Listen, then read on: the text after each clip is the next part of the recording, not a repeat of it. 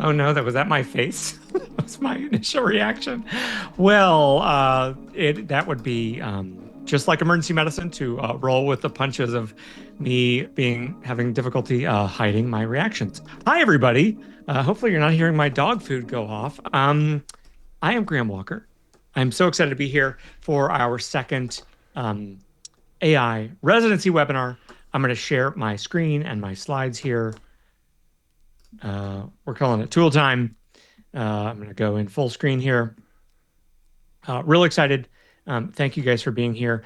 We are going to talk about the variety of tools available to you as a clinician, because it may feel a little bit daunting that there are more and more tools available at any time for you to use, and this list is going to keep growing and growing. So we're going to hopefully give you a handful of tools that you can try out, a framework to think about which ones you might want to use and which ones you can use. And I am here with the way more insightful and smarter and handsomer, I would also say, Dr. Michael Hobbs. Michael, I'll introduce you in a second. I'm going to just try this. We'll see if it works in the chat. So I'm going to have you just, everybody that's listening and watching from home, just type in for both A and B, how many AI tools have you heard of? And then how many do you actually use on a typical day? For me, down here at the bottom here, I think I have like dozens. So I don't know. I've heard of, I don't know, probably at least 30. And then I use like 3 every day. So let's just spam the chat. I'm pretending to be a Twitch streamer, just like I'm saying, hey, go for a chat. Spam the chat with how many things, tools you know and you've heard of, and then which ones you use, just so we can get a sense from the audience of the variety out there. Okay. Michael Hobbs, you want to introduce yourself to our incredible audience? Happy to. Good to see you again, Graham. Michael Hobbs. I'm a pediatrician and AI enthusiast, I guess is the best way. And tinker is a very good way to put it. So I'm pretty excited to be back to talk more about AI and how you can use this every day to help you practice, help yourself, and have fun. It's the fun thing to play with and use.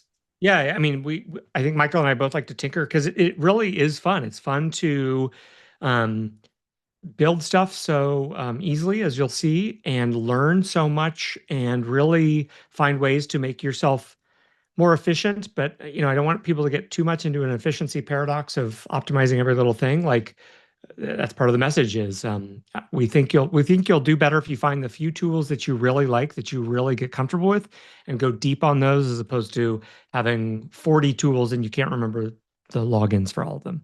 I am Dr. Graham Walker, co-founder of Offcall for this webinar, and co-founder of MDCalc as well. And I love to build stuff and tinker as well. Thank you to our incredible sponsor, Heidi. If you don't know about Heidi, if you haven't seen what Heidi is doing and building, you will today. The demo you guys are going to see is going to blow your frickin' minds. I got a sneak peek, and we'll introduce Mahul, who's going to give us a demo very soon. And then just a reminder, please give us questions. Put your questions in the chat. We will surface those and find the best ones and try to answer them throughout the webinar here today instead of saving everything for the end, which we've tried on a few other webinars in the past. We'll try to pause in between slides and really take a few questions here as well, so that we can answer your stuff and we don't feel like we have 50 questions that we don't get a chance to. Okay. If you're joining us today, we are in session 2. We just last month we talked about just really the introduction to AI. Next session you're going to want to catch. We're going to go the anti-hype machine, and then session 4 you're an attending or a fellow. You're an attending. You're going to be vibe coding. So we will get you there. Session 4 is going to be like you can vibe code whatever the hell you want. That's the point of vibe coding. You are solving your own problems, whether it is a clinical one. That's probably why you're here. You're probably a clinician or you're interested in healthcare. But if you want to do a sourdough recipe, vibe coding, cookbook, bread guide, yeah, you can do that too. That is why vibe coding is insanely powerful. I'm going to pivot here to a question for Michael. We're calling field report, and if we were higher production value, we would actually have some music. Dun dun dun for this one. Michael, maybe just a little sense of what tools you've been using this week, any tools of interest, and then I've got a couple I can share as well. Yeah. So this week I've been doing a lot of vibe coding. So I've been a lot of Claude coding, and I've been spending a lot more time in Codex because it's improved, and 5.5 from GPT is really nice. So So I'm, you're vibe coding in Claude Code, which is yep, Anthropic Claude's coding model. yep. And then there's also Codex, which is Oh, OpenAI's you got it. coding model and kind of also their software, I would say. Yeah, Right? because they have an Yeah. app and a command line thing. And so what's really fun is you can do some of the stuff in the desktop in the app, but you can also, like, once we get to the vibe coding episode, we'll show you how you can do it in the command line. And so like to build stuff. And so I've been building things and having fun with that. I've been playing with some different clinical decision support tools. I've been working on building an AI scribe just to tinker with on my own and kind of refining that. So once you get into this, it's kind of fun because you start running out of time to build all the cool things that you can think of building. And it's really fun. It's really fun. Yeah, I find it to be a little addictive. Hmm. Because the best way I've tried to explain it to people is in the same way that you used to think of a question in your head, like what's the population of Hmm. Malaysia? And then you were like, oh, I guess I'll never know.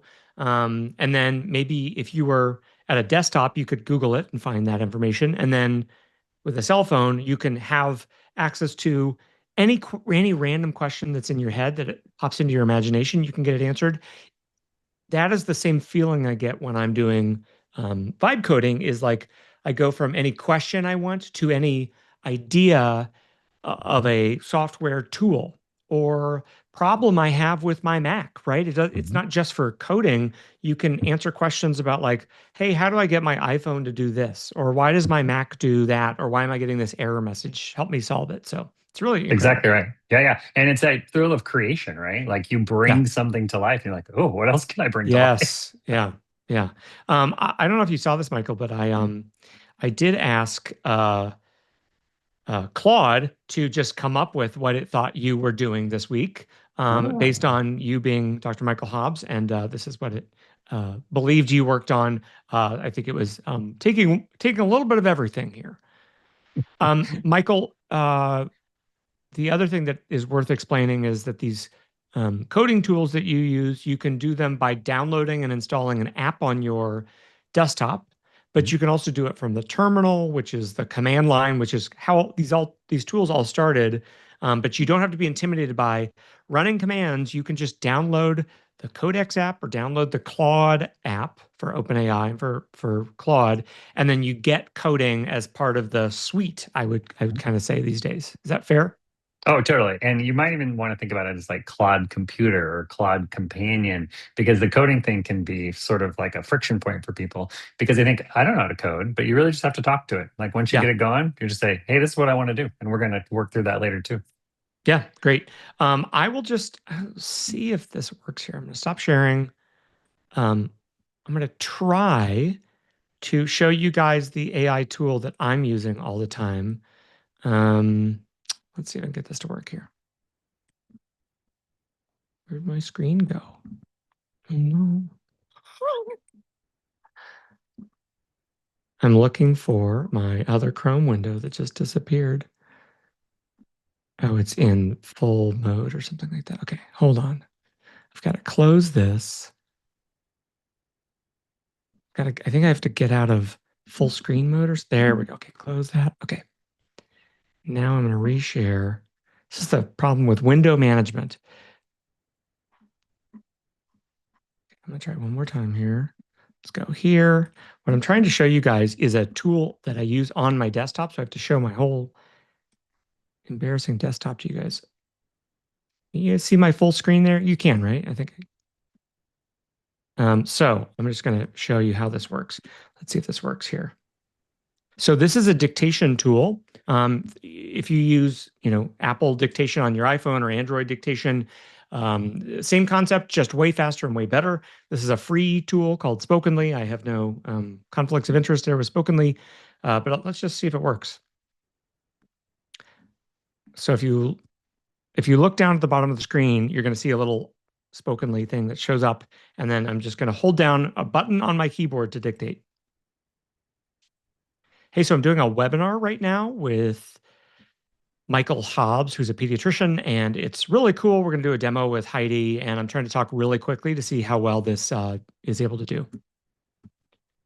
Um, so pretty cool that it was able to dictate all of that. I spoke really quickly, and this is all running locally on my Mac through a free model that you can download with Spokenly. It's way more accurate. It's way faster than the Apple dictation.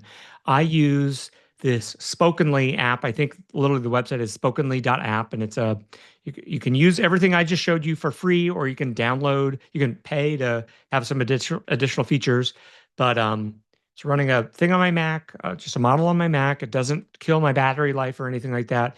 But I'm using this to dictate easily 50 times a day. It's all an AI model. It's outstanding. Michael, do you dictate with anything like that? I'm going to switch I back do. to I my. use Whisperflow, and I think it's really important to point out one of the cool things about your setup is being Yeah, local. It's more secure, right? And so you can do more with it. that's a great point. Yeah. So I guess when I said maybe Michael, maybe you want to just explain what I meant or what we mean when we say a local model. I think Yeah, that might not be clear either.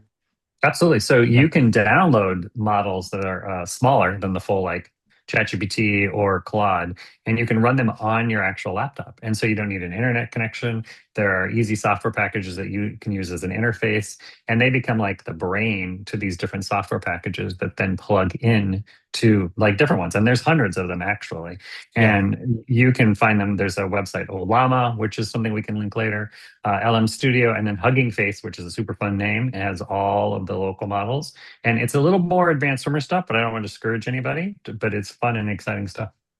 Yeah. So, when you're using Claude or OpenAI, you are what you type into the thing goes through your internet connection to, I don't know, millions of servers to process that query as fast as possible and run it through a bunch of graphical processing cards, really high end, very expensive cards that you would never have on your local computer. And because it's running on millions of computers, you can get a response really fast back really quickly at the speed of light, even though you're having to go to a data center and back because it's being all outsourced to, millions of computers. So it feels really responsive. You can do that same thing without having to go to the internet, without having to send your data anywhere. So, as Michael said, it's more secure because you can talk about your finances or say your bank password or whatever, because it's not going to the internet. it's only going to a program running on your computer, and then that program takes your voice, takes the audio, and then converts it into text, and then spits it back out and inserts it onto whatever application you're using. It could be this PowerPoint presentation, it could be Apple Notes, it could be your text message thing. And it's, again, the reason I use it is because it's way more accurate than Apple. Apple's models are really bad. They're probably 6 years old at this point, and it's much. This thing is much faster too. So it's more accurate and it's faster. Um, and this is essentially the model I'm using. It's called Parakeet. It's a free open source model that NVIDIA themselves made. There's a English version. There's a multilingual version you can also download. Again, all free. So if you speak multiple languages, it will detect multiple languages as well. I'm going to move on because that's enough about local models. Hey, Floor to there you is for a that. good question though from Oh, Dr. yeah, Russell in the please. chat, and Please. the quick answer for you, Dr. Russell, is the Gemma models from Google, GEMMA, Yes. are great, and then Gemma 4 QW. just came out last month. That's right. And then Quen, QWEN, would be the two that I would start with and then kind of explore. Remember, it's got to fit on your computer and you're going to see different sizes and there's ways to figure that out, but make sure you don't get one that's too big. Yeah. I believe Olama, OLLAMA dot app, Olama, and then this other tool called LM Studio, both free, will actually now tell you, it will read your computer memory and your computer's CPU and speed and everything like that. And it'll actually tell you, hey, these are the best models we think for you that'll work on your computer. And maybe it's not like it'll block you, but it'll say, hey, warning, you're about to download a 100 gigabyte model. This thing is not going to work. This is going to explode your computer. Don't even try it. So, but yeah, a lot of the tools now will give you recommendations.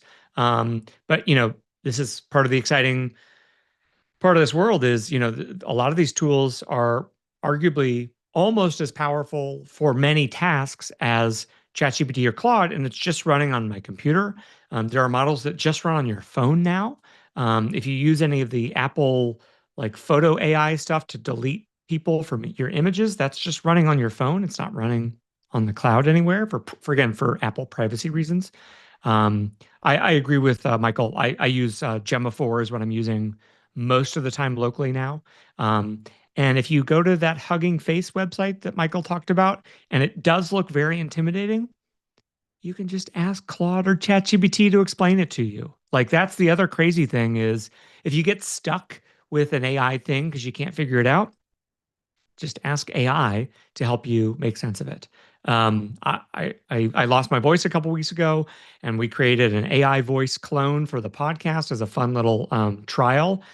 That was a free model. It was Quen 3.5. It's called TTS, text to speech.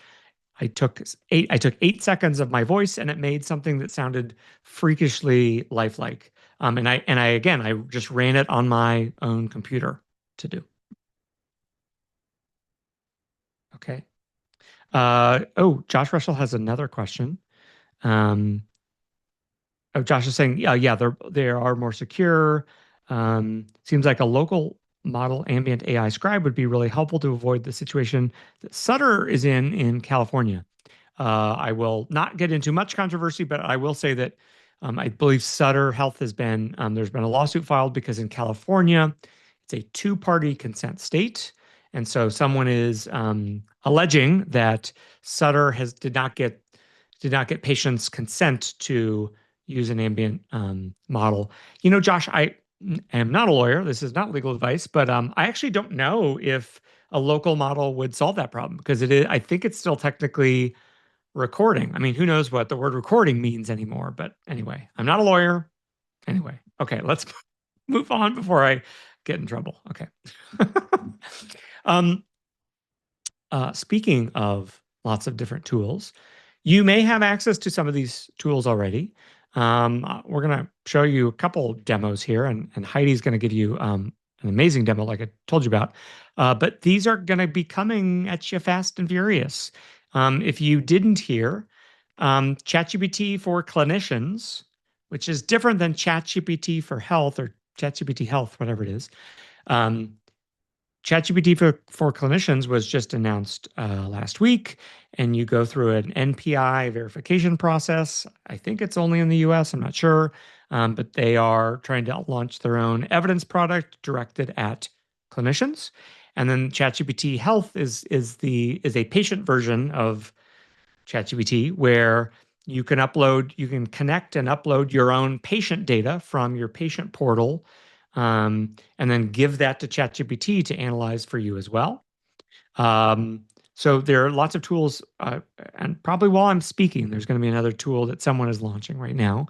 There are tools that Michael's calling super apps. Michael, explain what you mean by super app. Yeah, so I mean, people would like you to stay in their apps, so they add features to it. And so you may have an app that has clinical decision support. You may have an app that does coding for you. It may have dictation. Heidi, for example, has a dictation component, an evidence component, and a comms component. So it has Yeah. three features all in one app. So there's more people on the landscape doing that kind of thing. Yeah, and then there are going to be all the EHRs will have their own version of AI tools to help clinicians as well, and they'll have the integration of a lot of the data from the EHR. So you can imagine that's going to be their angle on why their tool is better. And I think I want to say Epic has 200 plus AI features that they're going to be enabling. Now that those aren't, it's not 200 chatbots as you might think. Those are things like, hey, I want to take this prescription that is whatever. I'll hold up my pill bottle here. One pill of CoQ10, 400 milligrams, PO, BID. And if I just type that out, you can't really refill that automatically because it's all just in a free text line. And so one of the AI models from Epic can take that free text and say, oh, 400 milligrams, that's the dose. BID is the frequency. PO is the route, and move all that data into discrete areas to make it easier in the future to then have my doctor be able to refill my CoQ10, which I take for my statin. And it really does help my joint pains. Okay. Another We've got nice it. thing about the Oh, yeah, go for extra, it, Michael. Yeah, so no, please. no, the super apps, one of the things it's nice is they're agnostic of EHRs. And so if you are using it for your own personal clinical use, it floats around between EHRs, and can and some of them have integrations with different EHRs. So they're pretty convenient. I'm seeing a great question from Lippy Roy. I'm currently co-authoring a book on women and addiction. Thank you for focusing on addiction. Um, it's a huge issue, certainly as an emergency physician. Uh, I'll get on my soapbox here. The largest group of patients who are newly experiencing alcohol use disorder is young women in their late 20s and early 30s. I've seen more women with cirrhosis in their early 30s than I've ever seen in my life in the past few years. So thank you for addressing that. What AI tools would you recommend for accurate evidence-based research? Thus far, I've been using Open Evidence and Gemini, and then refer to the original medical journals.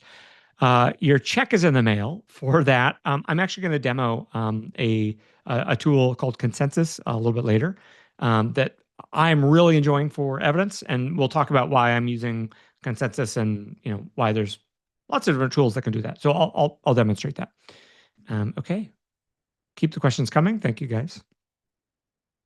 Let's do our little screen share here. I'm going to demo ChatGPT for clinicians because it's just the new kid on the block. And if you're a clinician, seeing the words 14-year-old with pancytopenia and blasts on smear should probably give you a little bit of chest pain. And so I'm going to do a quick demo of it, and then Michael is going to do a demo with Claude with his own project that he's built, and we'll just see what happens. Again, this is live. We have no idea what's going to happen here. I actually haven't tested this out on ChatGPT, so I actually don't know what it's going to do, but let's give it a try. Again, the whole point of this is to make people feel less intimidated by these tools and feel like, oh, hey, I could actually try that. Now, I'm logged into my ChatGPT for clinicians. You can see that here on the screen. Make it a little bit bigger. And you can also see, again, otherwise it looks like normal ChatGPT if you've used that or Claude before. And then you can see down at the bottom here, I'm in my ChatGPT for clinicians version of my Graham Walker account. So What ChatGPT I think has said is they're not going to. This doesn't mean this is HIPAA compliant. That's different, but they have said that they're not anything that I type into here, they will not use to train their models on. And I don't know exactly what they're, oh yeah, here. OpenAI doesn't use ChatGPT for clinicians' workspace data to train its models. So again, that is not the same thing as HIPAA compliance. You should not be entering PHI into this tool. And unless you have a BAA, which is a whole other discussion. But yeah, let's just try it. Hey, I've got a 14-year-old in the ER, and I just got the CBC back. It's pancytopenic, and the hematologist just called me and said there's blasts on the smear. Not sure what to do or think at this point. Now, I can also, if you're familiar, you can do an instant model, a thinking model, or a pro model. These are going to take different amounts of time and use different amounts of resources from OpenAI to do this. I'll just do the instant here just to get this going. And again, I've intentionally not given it much context besides I appear to be in the ER and the age, and I've included a couple of buzzwords. Okay, so it's searching clinical sources, and it's starting to pull these up here. This is concerned for your acute leukemia until proven otherwise. Immediate issue is tumor lysis, sepsis. Oh, sepsis, interesting. Bleeding risk, not just naming the subtype. And they're pulling, okay, it's telling me what it's going to pull. That's kind of interesting. As you can see on the left here, I've not used this tool much. And it's giving me an assessment here and a workup. And it's giving me some management recommendations called paid CMONC now. Yeah, I think I would probably do that as well. Give fluids, transfusions. Again, I'm an ER doctor, so base APL. You've already gotten out of the ER doctor comfort zone. PICU escalation. If you paste the CBC, I'll help you risk stratify. That's kind of cool. And okay, and the sources. Okay, Michael, you want to try your version of it? Absolutely. So I want to show you 3 quick demos, and I'll be quick because I want to make sure we have lots of time for questions. So I wanted to show what the different models would look like. So I preloaded these.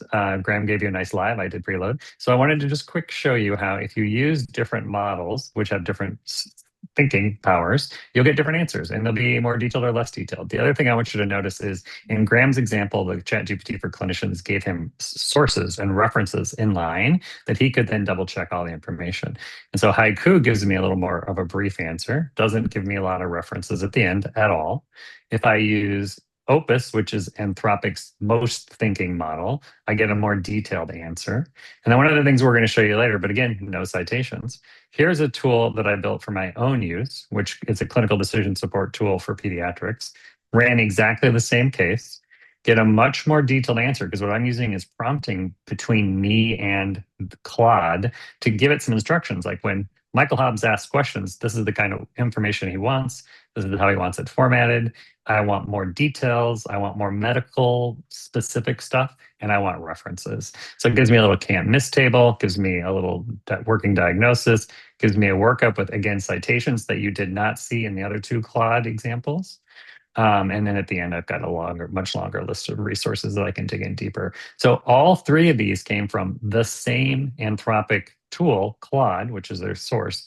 And then the last thing we'll show you a little bit later is I actually even created a subspecialty panel who can argue with each other about what the diagnosis is. And this is one of my favorite tools, and we'll demo this a bit more, and I can show you how I got there. But I can ask a question, and then the model pulls experts and starts having them debate the case, and then it comes up with a consensus agreement. And again, all of this is just prompting in between. There's nothing fancy other than I started with one thing, I went to a second thing, and I got to a third thing over time. And so you can do this also. You just have to start imagining what it is you want to build. And one more plug for the BAA with HIPAA. Make sure when you're using these tools, it's very tempting to dump, all of the information in here. And it's very easy to slip in indirect identifiers of PHI.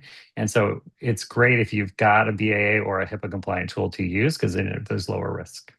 And I want to make sure I'm watching time so that Yeah. we can keep going forward. I'll take back over the share here, and I'm going to answer a few questions along the way.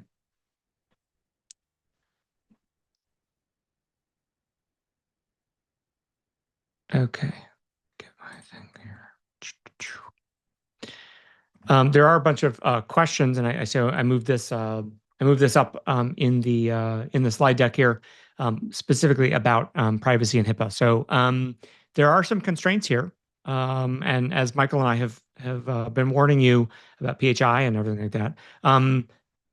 If you are employed by somebody else, and this is maybe an argument to be a independent physician too. If you're employed by your employer, you need to follow your employer's policies and rules, and so that is going to put some constraints on what you're allowed to do or use. So that's going to be a little bit about your employment model. There are going to be different tools that are just more designed for what you do every day. Are you a proceduralist? Are you do you are you a there are dermatologists that like see 60 patients a day. Are you trying to really do continuity? Are you doing direct primary care? And then there are going to be institutional policies and rules and guidance about what is banned or what is allowed based on your institution as well. So please make sure you know what you're doing. And I think that a general rule should be never putting PHI into any of these tools unless you are 100% sure that you have permission to do so. And remember, PHI has a bunch of different categories, but certainly anything that would be obviously identifying like a name, a medical record number, a social security number, a date of birth, are all things that, please do not go just copying and pasting your HPI into a system that you don't know if you're allowed to. So that is one quick answer about HIPAA and BAAs. And my last framing here, and I'll do my consensus demo after you, Mahul. My last framing here is, you're going to see lots of different ways that companies are trying to tackle these different issues. You're going to see an amazing demo from Heidi in just 2 seconds that shows like the integration they've done between all the different products. I just showed you ChatGPT for clinicians. Joanna Grossman, I know, had a question about ChatGPT for clinicians. I just clicked on all the links. Joanna, all the links looked real. I did not see any hallucinations or errors there, even though that certainly was an issue, I think, fairly frequently, even 6 months ago, with some tools. And then you just saw Michael Hobbs do his own thing and use different prompting to fully control Claude to have it output and spit out different answers as well. I'm going to hand it over to the Heidi team. Mahul's actually a really incredible set of demos here, and I'm going to stop sharing. So Mahul, you can take over. Wonderful. Let me know if people can hear me loud and clear. I'm going to get my I can screen hear you up. perfectly, and now I can see your Heidi screen on Chrome. Perfect. Sweet. Wonderful. Well, pleasure to meet everyone. I'm Mehul. I'm one of the commercial leads here in the US team, coming at you from New York currently. Excited to show you guys Heidi. I'm going to spend a lot of time on obviously the core scribe. I'm not going to go into too much detail about the basics of a scribe. I think we've got a tech savvy bunch here, and looks like a lot of folks using evidence tools as well, which is super exciting. As we'll spend quite a bit of time surrounding what we've recently launched in the last 3 months. General UI. So I'm going to jump right into the product. We've got some slides ready to give background on Heidi, our past, present, and future roadmap. We're up to some really amazing stuff here. And Graham and the team will share these with you guys afterwards. I think it's a worthy read to see how we've tackled a very crowded space with a very unique philosophy, and it's served us incredibly well. So what we're looking at here is the core scribe of Heidi. So a lot of folks in the world will know us for our scribe. It's built with a lot of flexibility without complexity. It's a big emphasis point for us because that's really the only way we're going to drive adoption across any care setting, any specialty. The core feature for that lies in a lot of our templating functionality, but you'll also see a lot of other quality of life things throughout Heidi here that goes very well appreciated in unique care settings like ED or behavioral health, etc. On the left here, you'll notice that very quickly, the scribe only makes up one component of the entire Heidi ecosystem. The goal for us was never to end at the scribe. It was just kind of the most pertinent entry point for us into the clinician's workflow. And with that in mind, once we're ambiently capturing these visits, there's infinite things we can begin to do as long as you're thinking through the product roadmap very, very carefully.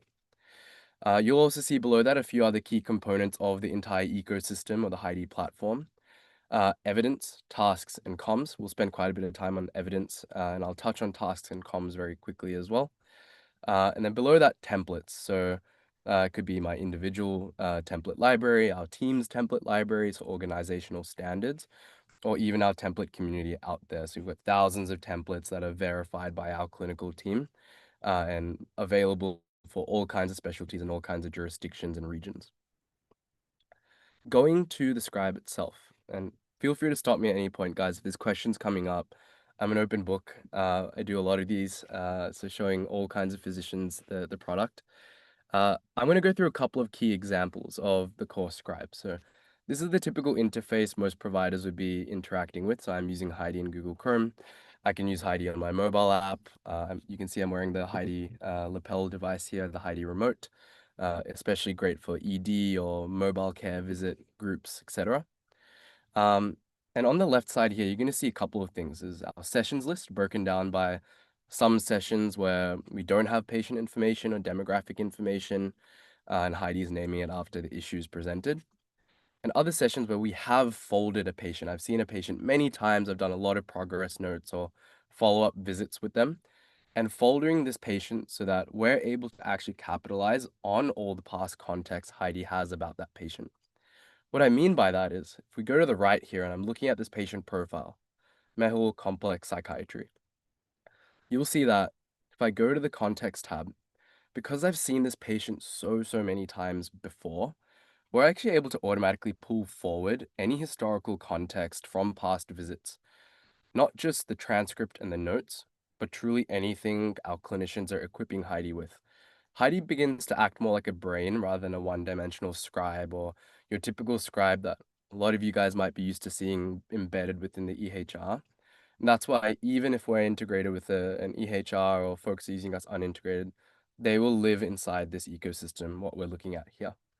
The context tab is especially powerful. It's where we're pulling in documents. It's where you can give it documents, real-time observations that you don't want to be saying out loud, past visits, as I said, pathology reports, anything and everything can go here into the context tab, all in service for our core note and our documents. I'm going to go to an existing session with this exact patient. So if I go to an existing note, you're going to see quite a bit. And the reason I'm throwing you guys a very example here is really the bread and butter of what we do best. It's extreme amount of flexibility and comprehensiveness without adding complexity to the provider's experience. I'm going to open up the notes template on the back end. Actually, I'll do two things. I want to pick a default template, maybe something generic like a SOAP note or an H&P, and really get the point across here. We ran a 1 hour, 2-minute visit with, this is a mock patient where we went through a lot of complications, behavioral health related complications. We did a mental status exam. We did a very comprehensive social history, medical history, everything in between. Something that typically ambient tools will really struggle to do, especially in behavioral health or other common areas like inpatient or surgery or EDs.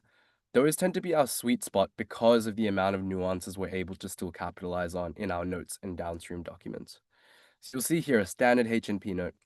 It's very detailed in this case because I've chosen my detailed voice, but it's still a pretty stock standard overall structure. Maybe my clinic requires a certain nuance to the way we're doing our psychiatric intakes, and we want Heidi to reflect that quality, that standard, the outcomes we expect out of our clinical documentation at an individual clinician or an organizational level.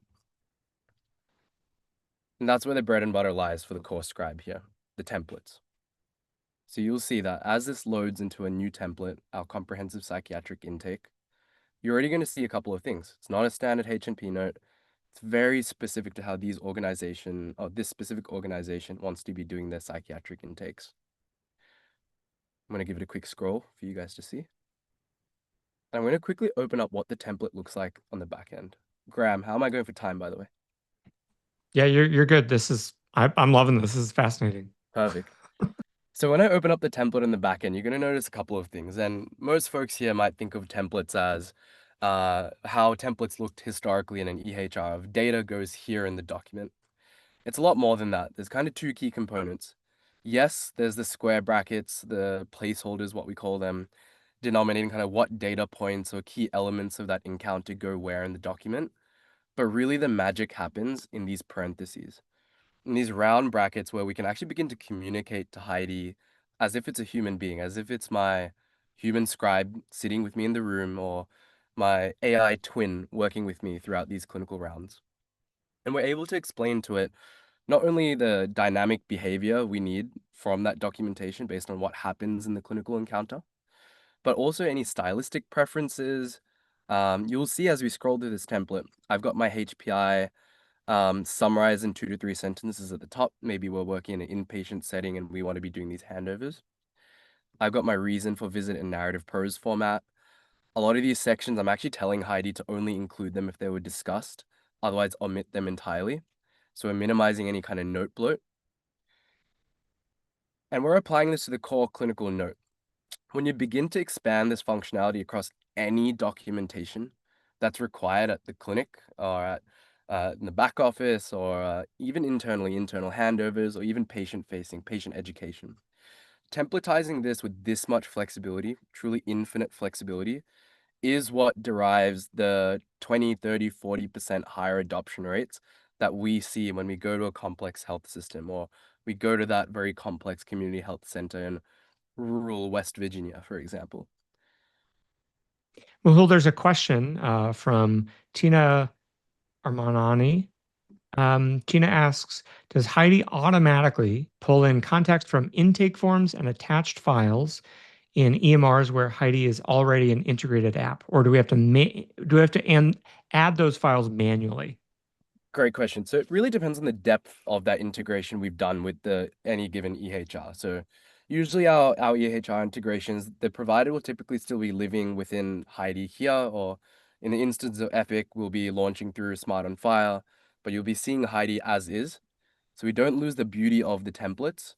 Depending on the depth of that integration, we might be pulling into the context tab. We have obviously the APIs and the technical capability to do that.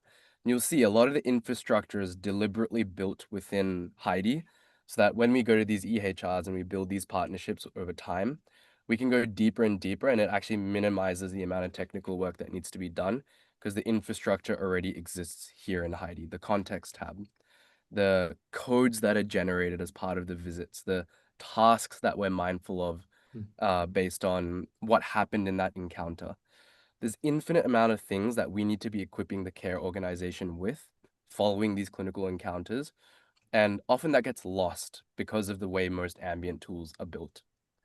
Well, there's one more question. How does Heidi protect against hallucinations within the note? I've heard there have been instances where other programs have pulled in what they thought would entail the full documentation, not what was actually said. Just reading the question, Bev. Yeah, sure.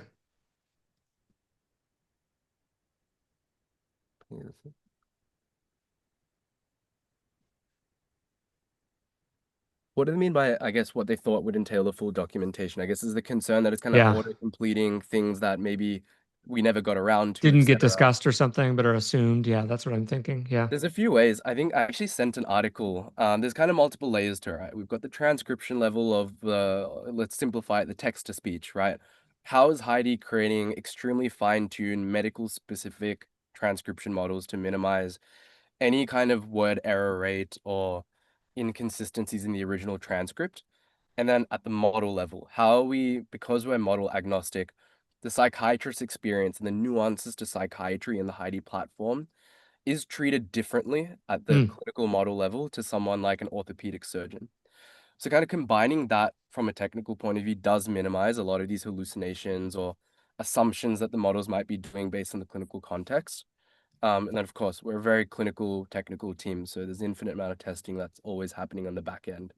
We did publish a blog article with our technical team about how our transcription models, which is coincidentally fine-tuned parakeet, what you mentioned Oh, before, awesome. and we're Love a reaching parakeet model. exactly like we're reaching extremely high accuracy, even in complex environments. So unique vocabulary in a medical context being thrown around. It's a Mehul, great read. I'd recommend. we've got about maybe 4 more minutes left. There's one more question. I'll summarize just what EHRs can Heidi integrate with? Quite a few. Okay. Pretty much The, all the the the large big the big enterprise. ones in the US, I assume. Yeah, so Epic, Cerner, probably the two biggest in the US. Yeah. And then if you look at the specialty space, there's a lot more nuanced ones. There's like Veradigm, etc. There's quite a few. Great. Athena's a strong one for us. We have a lot of early developments done on the Athena integration, so we have great partnership with them. Yeah, it Great. varies quite a bit as well, the depth of integration across all of these EHR partners. A lot of time it comes down to their appetite for work. Great. Very important thing I want to cover before we wrap up, which is as we're done with the session, you'll notice that because we're mindful of everything that happens in the transcript, we're pulling the tasks, we're pulling the codes from these visits, and we're beginning to link all of this together in one ecosystem. You can see in this visit, I told the patient, I'm going to go check in with you and follow up with the patient to reassess their tinnitus symptoms and determine if we do need to be doing an additional intervention. So I'm going to call them 2 days from now. This will automatically get queued as part of the same ecosystem and take us to the Heidi comms module where I can have a Heidi AI agent go and check in with the patient 2 days later, gather that information based on an objective-oriented agent built within the Heidi ecosystem, and then relay that back to the clinic or relay that back to the provider and really close these care gaps that, let's be honest, as a care organization, we should be or we are wanting to do, but just can never get around to doing sometimes. So Mehul, just for the audience, when you say agent, you're telling a bot that will call the human being, and the bot will ask questions that you or do whatever you ask the bot to do. So if you ask it to see how if the patient's fever is gone, it'll ask that, and then it'll document their answer, and then you get a heads up that, oh, hey, yeah, the fever's gone, or oh no, they're still having fevers today. Correct. Because we as a clinic are functioning on this Heidi ecosystem. So all the call logs, any interaction we have with the patient ends up here in Heidi and can be leveraged as context for the patient interaction that they had with us as a care team. That works for inbound as well. So if they're calling in, FAQs, scheduling, all of the above applies as well. Amazing. The very final thing I want to cover, and probably the most exciting thing, is our evidence functionality baked into the scribe. So everyone here is using some kind of clinical evidence tool, whether it's ChatGPT, Open Evidence, all of the above. The most important thing to note, and that we hear, because we're doing about 2.5, 3 million patient encounters a week through the platform. So the most common thing we'll hear is, we're vendor sprawled. I need to leave Heidi to go look at ChatGPT, look at Open Evidence, and I'm finding that I'm having to carry the patient context into these tools and use that method, that tedious method, to get the most accurate information, the most accurate answers I require. So what we've recently launched is the evidence modal directly in here. So you can see we saw a patient. Heidi might be even red flagging a couple of things based on what was discussed in the clinical consult. But I can even ask Heidi, compare this patient against ASAM criteria and flag if they have any medication interaction risk.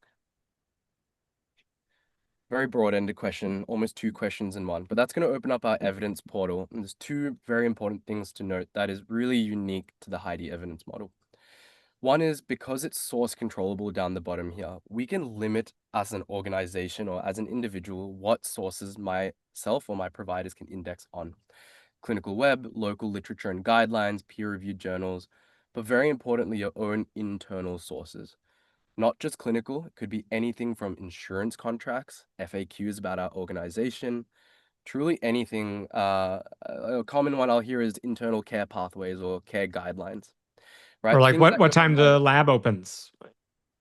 Exactly. As Yeah. simple as that. The directions to the clinic, Yeah. anything that requires knowledge to be retrieved sitting right here in the scribing interface, and then also equipped with an extremely powerful clinical evidence model as well for clinical research that we need to be doing. So you can see here, Heidi's pulling these clinical resources. It's giving us a confidence level on the citation it's giving us. Because we can limit where we're looking through, if I'm a psychiatry org, I can limit it to APA if I want to for my providers. I can upload my own sources, etc. here as well. And the beauty is because it's inside the consult itself, we are actually automatically pulling the patient demographic information. We're looking at the transcript, we're looking at the note, and more importantly, we're looking at every encounter we've ever had historically with this patient.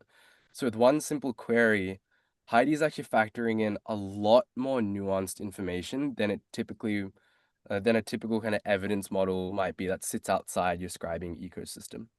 So those are two kind of biggest things about what we've built native to the scribe here. Any questions regarding the evidence functionality? It's really great, Mehul, just seeing the thoughtfulness that you guys have put into being able to control the nuance. All of medicine and clinical care is like, the devil's in the details. So I think it's really great. Right. Congratulations. If we have 10 seconds, I'd love to show Yeah. one workflow, which I remember I showed Graham and Michael, both of you guys, but let's say I go to, I'm going to bring up like a gastroenterology example here. But I might go to this patient that presented with Crohn's disease, and maybe we need a prior auth written. I'm not sure exactly what we would need a prior auth for this specific patient, but regardless, because we've got the evidence portal here, I might actually ask Heidi, using our own internal contracts, our insurance contracts. I've got some mock insurance contracts here. I might ask Heidi, one, write me a prior auth letter, but flag what will cause us denial risks based on our internal insurance contracts for gastro. Now, you saw I toggled off these outside sources, so it's going to go look at just our internal library for my organization. It's going to write me the prior auth letter, first of all. It'll obviously leave out any information that doesn't exist and that we might need to collect.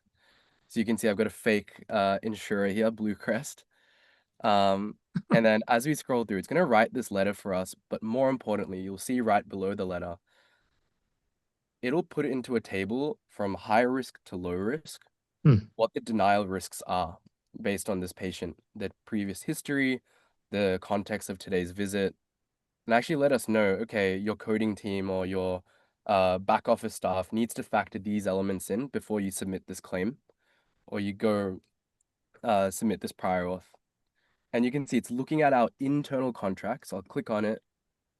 All these complex bundling rules, all these complexities that lie in our internal documentation and knowledge bases that we've got whole staffing teams dedicated to spend hours a day doing these back and forths.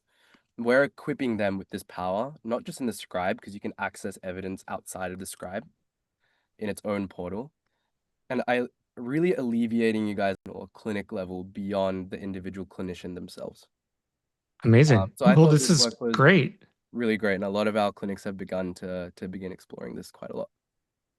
It's amazing. I'm gonna take over. Mehul, that was incredible. I'm gonna take over the screen share here, and then maybe I'm gonna see if Michael wants to queue up a demo that he's going to do of showing people kind of behind the scenes of how he made that complex version. While Michael's getting that queued up, I'm just going to go through and see if there's any other questions I can answer here. My goodness, there have been so many good questions. Oh my God. Where do I start? We talked about the interface with it. There was a great question, Mehul, about from Jennifer Obi or Abi. When Heidi summarizes a complex visit with multiple differentials, how does it handle uncertainty in my clinical thinking? If I'm working through a differential out loud and rule things out as I go, does the final note reflect my final reasoning, or is it, maybe kind of accidentally capture my intermediate thinking before I finalize my differential or whatever? Great question. Kind of multiple layers to it. So if you're saying this into the transcription, maybe you stepped out of the room, but Heidi is still listening, it will use your thinking or the additional context you're providing it to obviously sit in the transcript. And then for running the evidence query against that visit, it will see that context there of your thought patterns and might even actually give you saw the confidence levels and the citations or the answers it's giving. It might even rank you high to low confidence. You have a lot of flexibility, Jennifer, is what I'm trying to say. You can get to the point of, hey, Heidi, from high to low confidence levels based on this additional context and my thought patterns about this patient. Can we go through these differentials? And it will kind of work with you on that. Very cool. So it's pretty dynamic. I treat it as more of like a clinical brain that you can kind of go back and forth with quite a bit. Amazing. Hobbs, you want to show some stuff? I'm ready. Okay, go for it. I'm gonna stop sharing. We're gonna you guys, this is a special treat.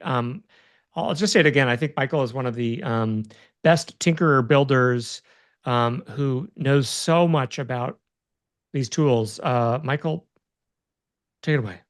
You're so correct. So I'm going to try to be efficient. And so as you guys saw before, I had my own clinical decision support tool that I built for my own use. We're going to kind of do one for everybody else to use too, so I can show you how do you walk through that? How do you even get started?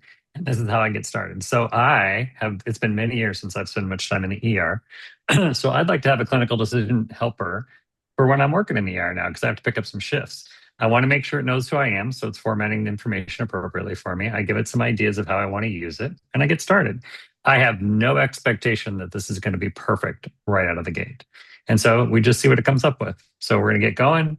It's going to start churning its gears, and we're going to get an output. And then we can actually say, let's test it, right? So you don't have to do a lot of the work. What a lot of people get stuck on is thinking, I now need to do something with this. And you don't. You can say, okay, here's my starting prompt, right, that it gave me. I can review all that if I want to, but I can also just say, hey, test that for me. And it's going to think of a clinical case. It's going to run it through the prompt. It's going to show me what the output's going to look like. And then I can say, hey, I like that. I don't like that. And so here's the case it's coming up with. And then here's what I should expect it to do. And let's say, okay, give me the full output. And we're just going to keep plugging away. It's iterate, iterate, iterate. Just talk to it. Here's our thing. One line summary. These are the things. So this is the actual output of the prompt. So now I can go through it. I can say, hey, these are the things I like. Oh, I would like some more. And what I'm going to notice here at the bottom, probably, it didn't give me any citations, I'm going to guess. So I'm scrolling quickly because I want to make sure we have time. It gave me a clinical pearl because I said, hey, I like learning. So it's going to give me a little passive learning along the way. And I'm going to say, no citations. I don't like that. And it's going to change the prompt. And so then we can keep going from there. And it's going to it's now changed to the prompt. And then next step is, let's say I get to a point where I like that prompt. I'm going to come over here onto the left side of the screen. You're going to see this in Claude or in ChatGPT.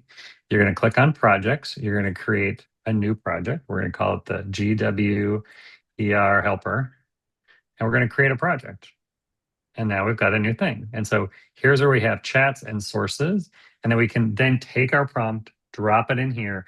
And now you'll see here on the side, we have this thing living here all of the time. We can use it. We can keep adjusting it. We can tweak it as it's giving us troubles. Lots of people asking about hallucinations in the chat. This is where you can give it instructions. Don't fabricate things. If you don't know, say so. And then you can actually give it those kind of directions to get better outputs. We're short on time. So that is the basics, and happy to answer more questions about that. Yeah, Michael, I use this all the time. When I there's kind of two different ways I'm using these tools these days. One is I have a quick question processing, whatever, and I just send off a quick prompt and it gives me an answer that I find acceptable. The other is, hey, I want to build a project, or I have a thing that I'm going to keep doing over and over again. You know, I've got a project that I use when I'm reading an academic paper that I can have it give me a simple summary, a complex summary, or an intermediate summary, or whatever, or a spicy summary. And so what I'll do is I'll first say, hey, give me a summary of this paper. And then it'll do that. And I will ask the model, hey, can you take my prompt and make it like so much better?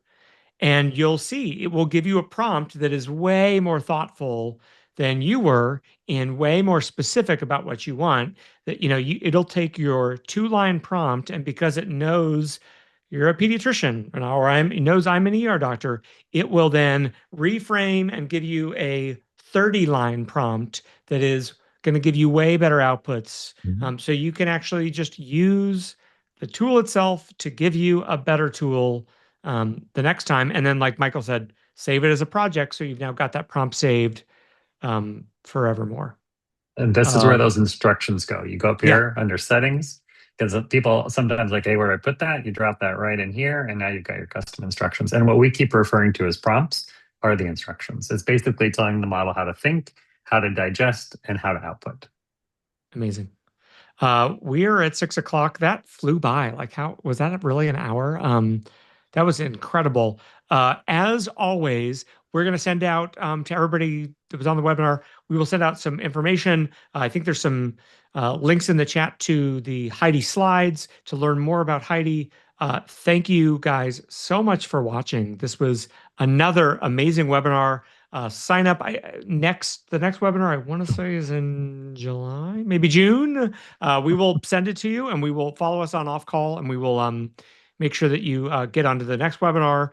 And then the final one, you're going to be vibe coding. So we're really excited. Thank you guys. Thank you to our sponsors. Amazing. Thanks for being here, everybody.